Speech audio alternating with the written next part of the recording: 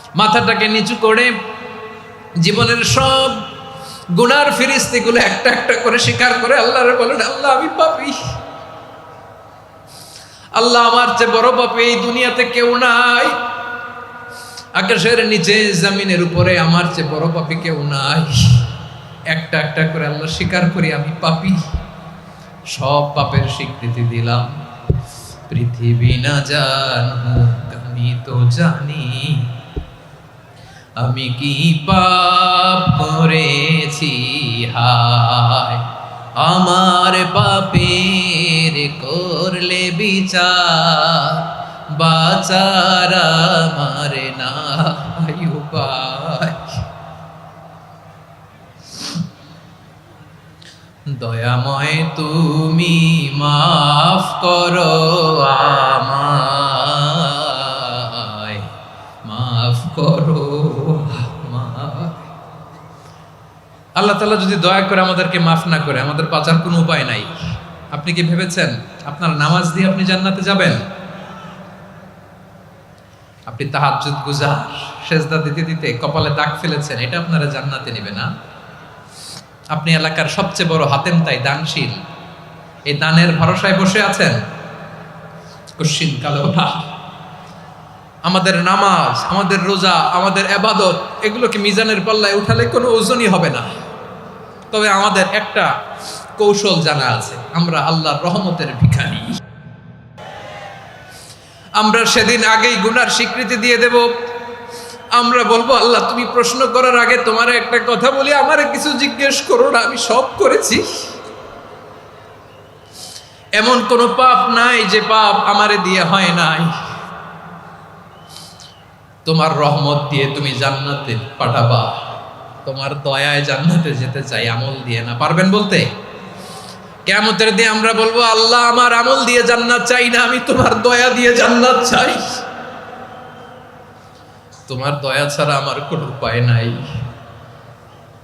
কারণ আল্লাহ যদি বিচার করে, বাঁচার কারো উপায় নাই। আল্লাহ যদি বলে ফেলেন তুই এটা করলি কেন, ওখানে গেলি কেন, কোরআনে 1000 বার নিষেধ করলাম তারপরেও এই পাপে জড়ালি কেন, এরকম প্রশ্ন ছুড়ে দিলে আমার উত্তর আছে? বাঁচার কোনো উপায় আছে? রোজ হাসরে হে আল্লাহ আমার করোনা বিচার, আল্লাহ করোনা বিচার, বিচার চাহি না তব দয়া চাই, এ গুনাহগার, আল্লাহ করোনা বিচার। আপনার আমল দিয়ে জান্নাতে যাবেন? কি দিয়ে যাবেন? আল্লাহর দয়া দিয়ে। আল্লাহর রহম আর দয়া ছাড়া কেউ জান্নাতের চেহারাও দেখতে পাবে না। আমার প্রিয় ভাইয়েরা, এই দোয়া আল্লাহর কাছে পছন্দনীয় হওয়ার কারণ 3টা। দোয়ার প্রথম অংশে আছে তাওহীদ, আল্লাহর একত্ববাদের ঘোষণা। এই দোয়ার দ্বিতীয় অংশ আছে তাসবিহ, আল্লাহর প্রশংসা সূচক বাণী। এই দোয়ার 3 নাম্বার অংশ পাপের স্বীকৃতি। তাহলে আমরা সবাই গুনাহগার। আমরা আল্লাহর কাছে পাপের স্বীকৃতি দিয়ে বলবো, ও আল্লাহ ইন্নী কুনতু মিনাজ জালিমিন, আমরা জুলুম করেছি, পাপ করেছি, অন্যায় করেছি, আল্লাহ বুঝতে পারি নাই, শয়তানের ওয়াসওয়াসায় পড়ে, বন্ধুর পাল্লায় পড়ে, নফসের খায়েশ মিটাতে যে আল্লাহ করে ফেলেছি। তুমি গুনাহ না মাফ না করলে আমাদের গুনাহ মাফ করার দ্বিতীয় কেউ নাই। ঠিক কিনা বলেন? এভাবে অনুতপ্ত হয়ে যদি আল্লাহর কাছে দোয়া করেন, দেয়ালে পিঠ থেকে গেছে, কোনো রাস্তা নাই বের হওয়ার, ওই মুহূর্তেও আপনাকে বিপদ থেকে উদ্ধার করবে কে? রব্বুল আলামিন বলেন, ফাইন্না মাআল উসরি ইউসরা, ইন্না মাআল উসরি ইউসরা, ভয় পেও না, চিন্তা করো না, কষ্টের সাথেই আমি রেখে দিয়েছি স্বস্তি। সুবহানাল্লাহ বলেন। মুমিন জীবনে বিপদ যত বেশি, কষ্ট যত বেশি, তার সামনে সফলতা তার চেয়েও বেশি। ঠিক কিনা বলেন? কারণ বিশ্বাসীরা জানে রাত্রি যত গভীর হয়, সুবহে সাদিকের সময় তত আগাতে থাকে। গর্ভবতী নারীর পেটের ব্যথা যত বাড়তে থাকে, ঘরে নতুন মেহমান আগমনের সময় ঘনাতে থাকে। মুমিনদের উপর বিপদ, অত্যাচার, আপদ, পরীক্ষা যত বাড়তে থাকে, কালেমার পতাকা উড্ডয়নের সময় কাছে আসতে থাকে। বিশ্বাসীদের এগুলো হিসাব মিলানো অনেক আগে, এগুলো অনেক আগে হিসাব মিলানো। দুঃখের আধার শেষে সুখের আলো মিটি মিটি হাসে, চিল্লায় বলেন ঠিক কিনা? দুঃখের আধার শেষে আলোর প্রভাত হাসে, হতাশার কালো মেঘে যায় গো ভেসে, হতাশার কালো মেঘে যায় গো ভেসে। দুঃখের আধার শেষে আলোর প্রভাত হাসে, হতাশার কালো মেঘে যায় গো ভেসে, হতাশার কালো মেঘে যায় গো ভেসে। কোরআনে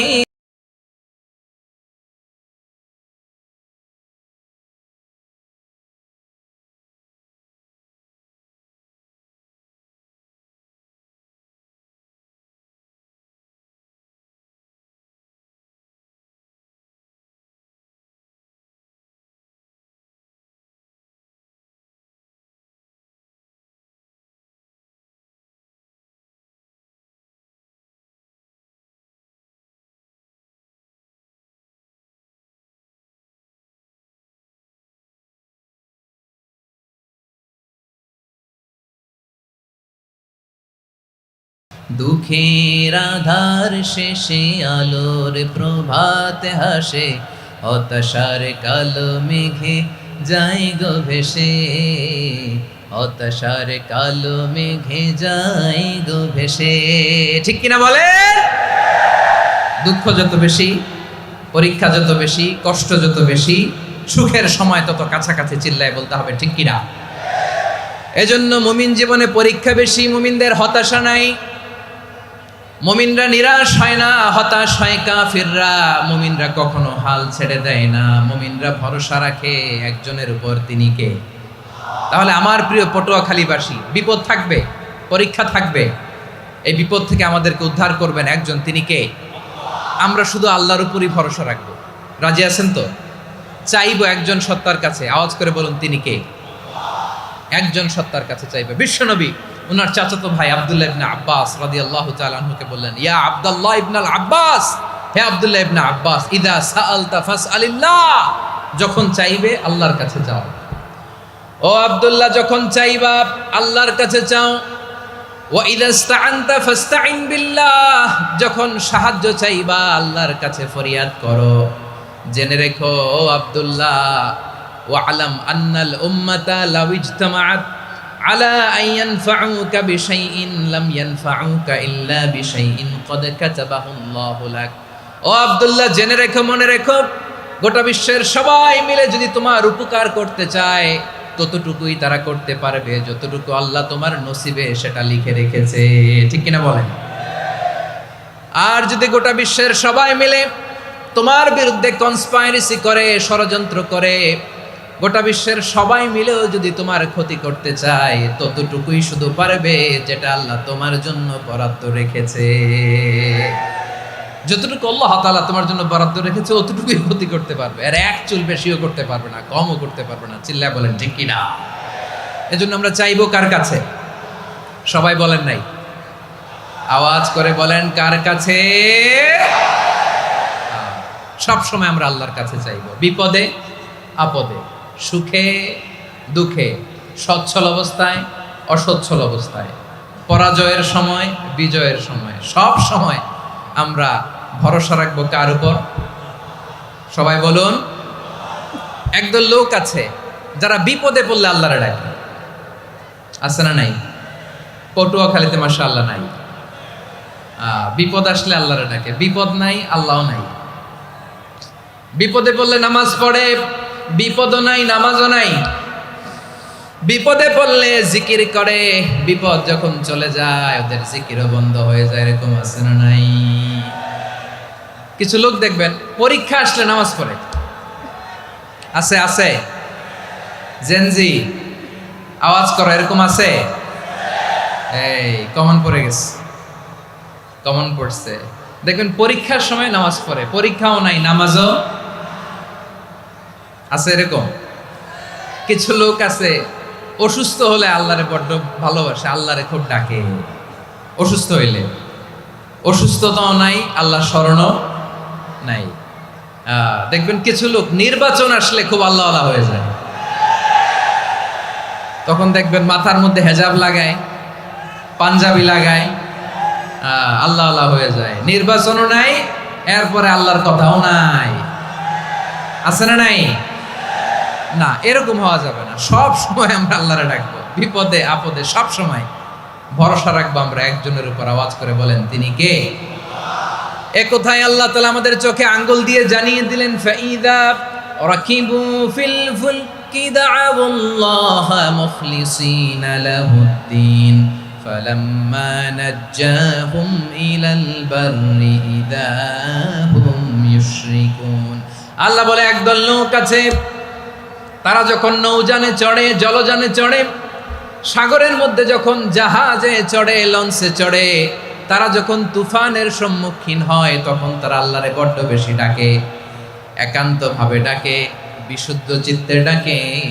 আবার তুফান থেকে তাদেরকে সেফ জোনে নিয়ে, নিরাপদ জোনে নিয়ে যখন বন্দরে আমি আল্লাহ তাদেরকে ভিড়িয়ে দেই, ওই লোকগুলো আবার আমি আল্লাহর সাথে শিরিক করে। এরকম আছে না নাই? জাহাজে উঠছে, সাগরের মাঝখানে তুফান, ওই সময় দেখবেন আল্লাহ কারে কয়। এই কথা তো আপনাদেরকে বোঝানো সহজ, আপনারা তো নদীর দেশের মানুষ। লঞ্চে চড়েন নাই কারা কারা দেখি? লঞ্চে চড়ছেন? হ্যাঁ, লঞ্চে চড়ে নাই এরকম একজনও নাই এখানে। আচ্ছা, লঞ্চে উঠছেন কে কে দেখি? মাশাআল্লাহ, মাশাআল্লাহ, মাশাআল্লাহ। ঠিক আছে, আপনাদের বোঝানো সহজ। আচ্ছা, লঞ্চে উঠে তুফানের সম্মুখীন হয়েছেন, জলোচ্ছ্বাস সবাই? মাশাআল্লাহ। তো এই ওয়াজ তো আপনাদের মুখস্থ, ঠিক কিনা বলেন? আমার বলার দরকার নাই, বলেন। মাঝ নদী, তুফান, জলোচ্ছ্বাস, জলের মধ্যে উচ্ছ্বাস, ঢেউ, টর্নেডো, সাইক্লোন, মেঘের ঘনঘটা, পরিবেশ ঘুটঘুটে অন্ধকার, লঞ্চ একবার এদিকে আরেকবার ওইদিকে, ভিতরে কি অবস্থা হয় বলেন তো? হ্যাঁ, তখন মুসলিম আল্লাহর ডাকে, হিন্দু আল্লাহর ডাকে, ঠিক কিনা বলেন? আস্তিক আল্লাহর ডাকে, নাস্তিক আল্লাহর ডাকে, ঠিক কিনা?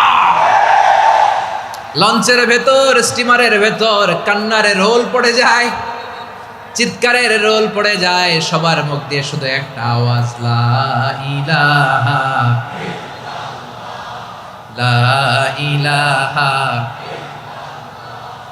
লা ইলাহা সুবহানাল্লাহ আলহামদুলিল্লাহ লা ইলাহা। আল্লাহ নামের জিকির করবে যারা, আল্লাহর কাছে প্রিয় তারা, আল্লাহর কাছে প্রিয় যারা, জান্নাতে প্রবেশ করবে তারা, জোরে লা ইলাহা লা ইলাহা ইল্লাল্লাহ, লা ইলাহা ইল্লাল্লাহ মুহাম্মাদুর রাসূলুল্লাহ সাল্লাল্লাহু আলাইহি ওয়াসাল্লাম। আমার প্রিয় পটুয়াখালীবাসী, তাহলে লঞ্চের ভেতরে যখন আমরা তুফানের মধ্যে পড়ি, তখন সবাই মিলে আমরা একটা নামের জিকির করি। নামটা কার? মুসলমানেরাও ডাকে, হিন্দুরাও ডাকে, আস্তিকও ডাকে, নাস্তিকও ডাকে, সবাই ডাকে একজনকে, তিনি কে? আবার দেখবেন ওই আল্লাহ তুফানের পরে, ঝড়ের পরে ওই লঞ্চটাকে যখন সদর ঘাটে ফিরিয়ে দেয়, আবার আমরা নাফরমানি শুরু করে দেই। সে কোথায় আল্লাহ বললেন, ফাইদা রাকিবু ফিল ফুলকি দা'আউল্লাহা মুখলিসিনা লাহুদ্দিন ফালাম্মা নাজ্জাহুম ইলাল বাররি ইযা হুম ইউশরিকুন। সাগরে যখন তুফানে পড়ে আমি আল্লাহর ডাকে, আবার আমি আল্লাহ যখন বাঁচিয়ে দেই, আবার আমি আল্লাহর সাথে শিরিক শুরু করে। আমরা কি এরকম হতে চাই নাকি? এরকম করবেন? হ্যাঁ না, আমরা তুফানে পড়লেও আল্লাহরে ডাকি, আবার বাঁচায় দেওয়ার পরেও ডাকি কারে? আল্লাহকেই ডাকি। বিমানের মধ্যে মাঝে মাঝে দেখবেন যে এয়ার টার্বুলেন্স হয়, জানেন? এয়ার টার্বুলেন্স জানেন তো? মাঝে মাঝে বিমানটা বাউন্সিং করে, বাম্পি, ভেরি বাম্পি ওয়েদার। শোনেন নাই 40,000 ফিট উপরে যখন থাকে তখন পাইলট মাঝে মাঝে বলে, dear passengers, ladies and gentleman, right now we are flying 40,000 feet above the ground and we are passing very air turbulence, very heavy air turbulence right now. Please fasten your seat belt. দেখবেন মাঝে মাঝে বলে যে ভদ্র মহিলা, ভদ্র মহোদয়গণ, আমরা 40,000 ফিট উপর দিয়ে যাচ্ছি আর এয়ার টার্বুলেন্স ফেস করছি, মেহেরবানি করে আল্লাহর হস্তে সিট বেল্ট বাঁধুন। তখন বিমানটা এরকম বাউন্সিং করে, শেকিং করে। আপনারা মুখোমুখি হয়েছেন? ইদানিং এই এয়ার টার্বুলেন্স বেড়ে গিয়েছে। গত বছর আমার ইন্টারন্যাশনাল অনেকগুলো ফ্লাইট ছিল, তো আমি দেখলাম যে আগের ফ্লাইটগুলোর তুলনায় এখন এয়ার টার্বুলেন্স খুব বেশি। আমি একটু রিসার্চ করে দেখলাম ক্লাইমেট চেঞ্জের কারণে, জলবায়ু পরিবর্তনের কারণে আকাশের বাতাসের মুভমেন্টে পরিবর্তন হয়েছে, ফলে এখন বিমান শেকিং করে বেশি, বাউন্সিং, বাম্পি ওয়েদার। তো বলেন তো 40,000 ফিট উপরে যখন আপনি, কয় হাজার ফিট? সবাই বলুন কয় হাজার ফিট? 40,000 ফিট উপরে যখন আপনি, তখন যখন বিমানটা এরকম বাউন্সিং করে, সবাই যখন ভমিটিং করে বিমান নষ্ট করে দেয়, বমি করে, তখন বাঁচানোর কে আছে আল্লাহ ছাড়া? কেউ আছে? ওই মুহূর্তেও সবাই মিলে একজনের ডাকে আওয়াজ করে বলেন, তিনি কে? মাঝে মাঝে কিছু সোশ্যাল মিডিয়ায় কিছু ভিডিও পাওয়া যায় যে হেভি যখন এয়ার টার্বুলেন্স হয় 10 সেকেন্ড 15 সেকেন্ডের কিছু ভিডিও পাওয়া যায়, বিমানটা এরকম বাউন্সিং করছে, বাম্পি ওয়েদার, কাঁপছে, মানুষগুলো বমি করছে, অক্সিজেন মাসগুলো সব ঝুলে পড়েছে, বিমানটা শুধু কাঁপছে। তখন দেখবেন বিমানের ভেতরেও এরকম লঞ্চের মতো চিৎকার আছে না নাই? বিমানের ভেতরেও তখন চিৎকার। গত বছর হিথ্রো এয়ারপোর্ট থেকে সিঙ্গাপুর এয়ারলাইন্সের একটা ফ্লাইট, হিথ্রো টু চাঙ্গি, একটা ফ্লাইটে এমন বেশি এয়ার টার্বুলেন্সের শিকার হয়েছিল ওই এয়ারক্রাফটটা, 33 জন যাত্রী সেখানে আহত হয়েছে, একজন যাত্রী নিহত হয়েছে। কেবিন ক্রুজ, এয়ার হোস্টেস যারা আছে, একজনের নাক ফেটে, চোখ ফেটে, কপাল ফেটে, ব্লিডিং হয়ে শয়লা। প্রিয় ভাইয়েরা, 40,000 ফিট উপরে বিমানটা যখন কাঁপবে, তখন আমাদেরকে আল্লাহ ছাড়া আর কেউ বাঁচানোর আছে? এত আসতে বললে হবে? ওই কঠিন মুহূর্তে আমার বাবা আমারে বাঁচাতে পারে, আমার বন্ধু আমারে বাঁচাতে পারে। এই গ্রাউন্ডে, জমিনের বুকে আমার প্রোটোকল, আমার ক্ষমতা, আমার দাম্ভিকতা, কোনো কিছু আমারে বাঁচাতে পারে? একজন ছাড়া। চিল্লায় বলতে হবে, তিনি কে? সে আল্লাহ বললেন, গোলাম, আমি বিপদের সময় ঠিকই তোমাদের বাঁচিয়ে দেই। ওই বিমানের ভেতরে 40,000 ফিট উপরে যখন তোমরা এয়ার টার্বুলেন্সের শিকার হও, তখন নাস্তিকও আল্লাহরে ডাকে, হিন্দু আল্লাহরে ডাকে। জোরে বলেন ঠিক কিনা? আবার বিমানটা যখন শান্ত হয়ে যায়, একটু পরেই বিমানের স্ক্রিনের মধ্যে হিন্দি সিনেমা খোঁজে। বিমানের স্ক্রিনে কিন্তু বিশাল ওখানে আফলাম ফিল্মের একেবারে বোঝাই করা। বিমানটা শান্ত হলে আবার হিন্দি সিনেমা দেখা শুরু করে। একটু আগে ডাকছিল কারে? দেখবেন বাংলাদেশে আমাদের ক্রিকেটাররা যখন অন্য কোনো দেশের সাথে খেলে, অনেক সময় এমন হয়, বল বাকি একটা, রান দরকার 6টা। বল বাকি কয়টা? পটুয়াখালী বোঝে নাই বোধহয়। বল বাকি কয়টা? রান দরকার। আপনি দেখবেন ক্যামেরাম্যান তখন গ্যালারিতে খালি দেখায় দর্শকদের যে কি অস্থিরতা। হিপ হপ স্টাইলের মেয়েটা, যে মেয়েটার ওড়না এতক্ষণ ছিল গলায়, এতক্ষণ কই ছিল, ওই মেয়েটা দেখবেন ওড়নাটা টেনে মাথায় দিয়ে এরকম মুনাজাত ধরতেছে, আল্লাহ আল্লাহ, একটা ছক্কা, আল্লাহ আল্লাহ, আমার লাল সবুজের পতাকারে তুমি অপমানিত কইরো না আল্লাহ, ইন্ডিয়ার সাথে আমাদের খেলা, আল্লাহ আল্লাহ, একটা ছক্কা, একটা। পুরো খেলা জুড়ে এই মেয়ের ওড়না ছিল গলায়, কিন্তু যখন 1 বলে 6 রান দরকার, ওড়না চলে আসছে কোথায়? মাথায়। আবার মুনাজাত আছে না নাই?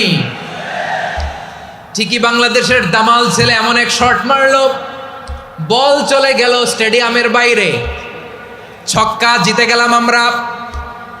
পুরো স্টেডিয়াম জুড়ে চিৎকার, হই হুল্লোড়, মৌজ মাস্তি। যেই মেয়েটা মাথার মধ্যে ওড়না দিয়ে এতক্ষণ সুবহানাল্লাহ সুবহানাল্লাহ বলে আল্লাহর কাছে দোয়া করেছে, ওই মেয়ে এখন আবার ওড়না ফেলে দিয়ে নাচা শুরু করে দিয়েছে। তাহলে আল্লাহর ভয়, আল্লাহর প্রতি আস্থা, বিশ্বাস, ভালোবাসা, এটা কি ক্ষণিকের জন্য? মানে আমার যখন লাগবে তখন আল্লাহরা ইউজ করবো নাকি? হ্যাঁ, বিপদে আপদে, সুখের সময় দুঃখের সময়, সচ্ছল অসচ্ছল অবস্থায় বিশ্বাসীরা ভরসা রাখে একজনের উপর। চিৎকার করে বলো পটুয়াখালী তিনি কে? সে আল্লাহ বললেন, গোলাম মনে করো না জাহাজ থেকে সদরঘাটে ভিড়িয়ে দিলাম তুমি নিরাপদ হয়ে গেছো। মনে করো না 40,000 ফিট থেকে সেফ ল্যান্ডিং এর পরে এয়ারপোর্টে নেমে গেলেই তুমি নিরাপদ হয়ে গেছো। ও মিয়া, বিপদ কি শুধু সাগরে আর আকাশে? ঘরের ভেতরও বিপদ আসতে পারে কি পারে না? এজন্য সূরা মুলক আল্লাহ বললেন, আমিনতুম মান ফিস সামাই আন ইয়াখসিফা বিকুমুল আরদা ফাইদা হিয়া তামুর। তোমরা কি ভাবছো তোমরা নিরাপদ? সাগরের মধ্যে তুফান, আল্লাহ আল্লাহ ডাকলাম, সদরঘাটে যেয়ে পড়ছি, বাইসে গেছেন তো আপনি। আর পাবে আপনারে আল্লাহ? আল্লাহরে তো সাগরের মাঝখানে তো আল্লাহ আপনারে পাইছিল, আর তো পাবে না। আর পাবে আপনারে? আর আল্লাহ ধরতে পারবে আপনারে? ঘরের ভেতরও বিপদ দিয়ে আটকাতে পারে কে?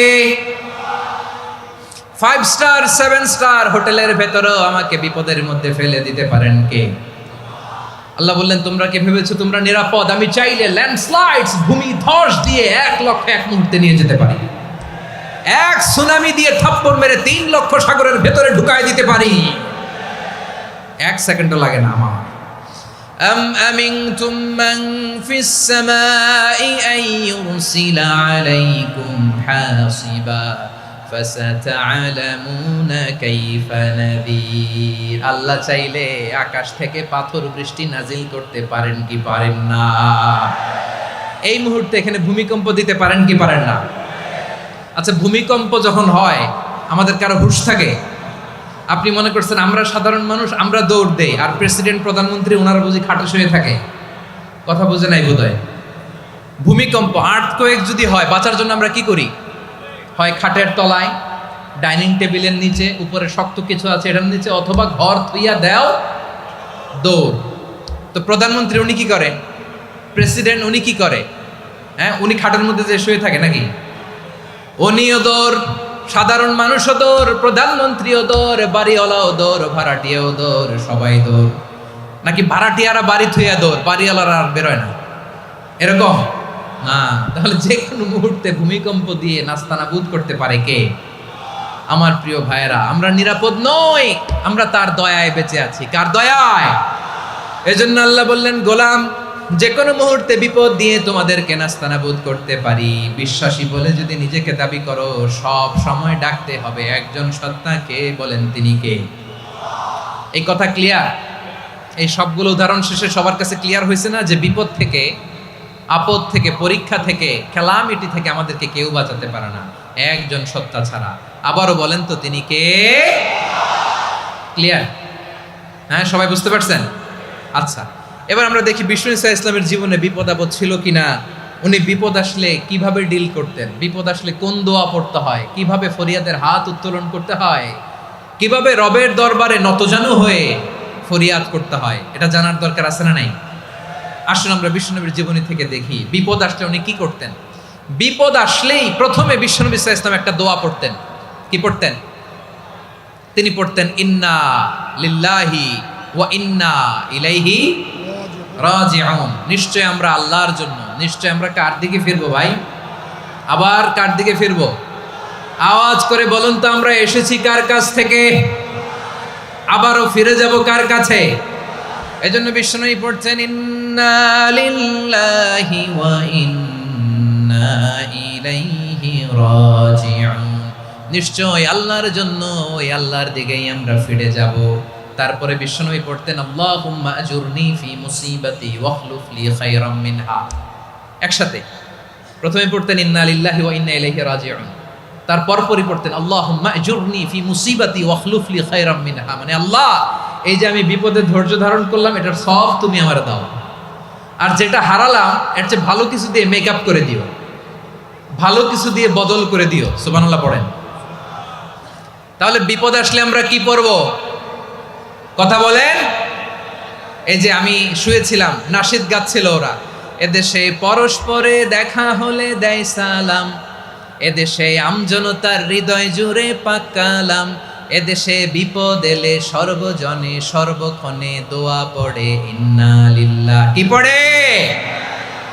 সুবহানাল্লাহ সুবহানাল্লাহ সুবহানাল্লাহ সুবহানাল্লাহ। এদেশে আজান শুনে সূর্য ওঠে শহর গ্রামে, এদেশে আজান শুনে সূর্য ডুবে সন্ধ্যা নামে, এদেশে সকল কাজে সবাই বলে বিসমিল্লাহ, এদেশে ভালো কিছু দেখে শুনে হাসি মুখে সবাই বলে মাশাআল্লাহ। সুবহানাল্লাহ পড়ে। তাহলে বিপদ এলে আমরা কি পড়ি? কথা বুঝলে সবাই উত্তর দিতে হবে, বিপদ এলে কি পড়ি? তাহলে বিপদ এলেই আমরা এখন থেকে ইন্না লিল্লাহ পড়বো, নাকি হাই হুতাশ করবেন? একদল আছে হাই হুতাশ করে, হায় আল্লাহ রে মোর কি হইল রে, মুই কি হরমু রে, মুই কমবে জামু রে, আছে না নাই? এরকম বিলাপ করতে নিষেধ করেছেন বিশ্বনবী। কি করব, কই যাব, কি হবে, হায় হায়, এরকম হাহুতাশ আছে না নাই? বিশ্বাসীরা হাহুতাশ করে না, তারা ইন্না লিল্লাহ পড়ে। কি পড়ে মনে থাকবে? আমরা পড়বো ইন্না লিল্লাহি ওয়া ইন্না ইলাইহি রাজিউন। নিশ্চয়ই আমরা আল্লাহর জন্য, আমরা আল্লাহর দিকেই ফিরে যাব। এরপর পড়বো আল্লাহুম্মা আজুরনি ফি মুসিবাতি ওয়া আখলুফ লি খায়রাম মিনহা। আল্লাহ, আমি যে বিপদে ধৈর্য ধারণ করলাম এটার সওয়াব দিও, আর যা হারালাম তার চেয়ে ভালো কিছু দিয়ে বদল করে দিও। সুবহানাল্লাহ পড়েন। বিশ্বনবীর হাদিস শুনলেন উম্মে সালামা রাদিয়াল্লাহু তাআলা আনহা। ওনার স্বামী হলো আবু সালামা। মজার ঘটনা খেয়াল করে শুনেন আমার প্রিয় কলিজার টুকরা ভাইয়েরা। কানগুলো খরগোশের কানের মতো খাড়া করে আমার দিকে তাকান। সাইয়্যিদাতুনা উম্মে সালামা রাদিয়াল্লাহু তাআলা আনহা, ওনার স্বামীর নাম আবু সালামা। শ্রেষ্ঠ দম্পতি, শ্রেষ্ঠ ফ্যামিলি। প্রথমে হিজরত করেছিলেন হাবাসায়, পরে হিজরত করেছেন মদিনায়। উহুদ যুদ্ধের পরে ওনার স্বামী আবু সালামা ইন্তেকাল করলো, শহীদ হলো। সুবহানাল্লাহ পড়েন। যখন আবু সালামা ইন্তেকাল করলো, উম্মে সালামা রাদিয়াল্লাহু তাআলা আনহা কেঁদে কেঁদে হয়রান। আর নবীর শিখানো বাণী অনুযায়ী তিনি বারবার পড়ছিলেন ইন্না লিল্লাহ। কি পড়ছিলেন? জামু কি হরমু এগুলো বলে নাই, কি বলছে? ইন্না লিল্লাহ। যেহেতু বিশ্বনবী বলেছেন কেউ যদি বিপদের প্রথম ধাক্কায় পড়ে ইন্না লিল্লাহি ওয়া ইন্না ইলাইহি রাজিউন, আল্লাহুম্মা আজুরনি ফি মুসিবাতি ওয়া আখলুফ লি খায়রাম মিনহা, তাহলে এই বিপদে যে সে যা হারালো তার চেয়ে শ্রেষ্ঠ কিছু দিয়ে আল্লাহ তার বদল দিয়ে দিবে। এই হাদিস শুনে উম্মে সালামা রাদিয়াল্লাহু তাআলা আনহা ওনার প্রাণ প্রিয় স্বামী আবু সালামার ইন্তেকালের পরে চোখের পানি ছাড়ে আর পড়ে ইন্না লিল্লাহি ওয়া ইন্না ইলাইহি রাজিউন, আল্লাহুম্মা আজুরনি ফি মুসিবাতি ওয়া আখলুফ লি খায়রাম মিনহা। বারবার এই দোয়া পড়ে চোখের পানি ছাড়ে, এই দোয়া পড়ে চোখের পানি ছাড়ে। আর মনে মনে বলে আবু সালামার মতো ভালো মানুষ মদিনাতে নাই, আবু সালামার চেয়েও ভালো মানুষ মদিনাতে নাই। তার চেয়ে ভালো মানুষ কি করে আল্লাহ তাআলা আমারে দিবে? তার চেয়ে ভালো মানুষ তো আমি মদিনাতে দেখি না। চোখের পানি দিয়ে বুক ভাসায় আর নবীর হাদিসের উপর আমল করে পড়ে ইন্না লিল্লাহি ওয়া ইন্না ইলাইহি রাজিউন, ইন্না লিল্লাহি ওয়া ইন্না ইলাইহি রাজিউন। পড়তে পড়তে চোখের পানি ছাড়ে আর চিন্তা করে বিশ্বনবী বললেন এই দোয়া পড়লে যেটা হারালাম তার চেয়ে ভালো কিছু দিয়ে আল্লাহ পুরস্কার দেয়। আবু সালামার চেয়ে ভালো মানুষ মদিনার মধ্যে আর কে হতে পারে? কি আজীব তামাশা, কি অবাক করা ঘটনা। কিছুদিন পরে দেখা গেল সাইয়্যিদুল মুরসালিন রাহমাতাল লিল আলামিন স্বয়ং বিশ্ব নবী উম্মে সালামাকে বিয়ের প্রস্তাব পাঠিয়েছে। স্বয়ং বিশ্ব নবী উম্মে সালামা রাদিয়াল্লাহু তাআলা আনহাকে বিয়ের প্রস্তাব পাঠিয়েছেন। উনি রাজি হয়ে গেলেন, বিয়ে হয়ে গেল। উনি হয়ে গেলেন উম্মুল মুমিনিন, আমাদের মা, পুরো মুসলিম উম্মার মা। চিৎকার করে বলেন আল্লাহু আকবার। তাহলে আমার প্রাণ প্রিয় ভাইয়েরা, বিপদে পড়লে আমরা পড়বো ইন্না লিল্লাহি ওয়া ইন্না ইলাইহি রাজিউন, আল্লাহুম্মা আজুরনি ফি মুসিবাতি ওয়া আখলুফ লি খায়রাম মিনহা। পড়বেন? পড়বেন না? যারা যারা বিপদ আসলে এই দোয়াটা পড়বেন এখন থেকে আওয়াজ করে ইনশাআল্লাহ বলেন। যা হারাইছেন তার চেয়ে শ্রেষ্ঠ জিনিস দিয়ে বদলা দিবে কে? বিশ্বাস হয়? একটু সন্দেহ লাগে মনে হয়, একটু সন্দেহ আছে? যাদের বিশ্বাস হবে তাদের কি আল্লাহ উত্তম বদলা দিবে, ঠিক কিনা বলেন? তাহলে বিপদে পড়লেই প্রথমে আমরা এটা পড়ব। দোয়াগুলো যদি এখন মুখস্থ না হয়, এই যে রেকর্ডিং হচ্ছে, পেয়ে যাবেন, কালকেই পেয়ে যাবেন।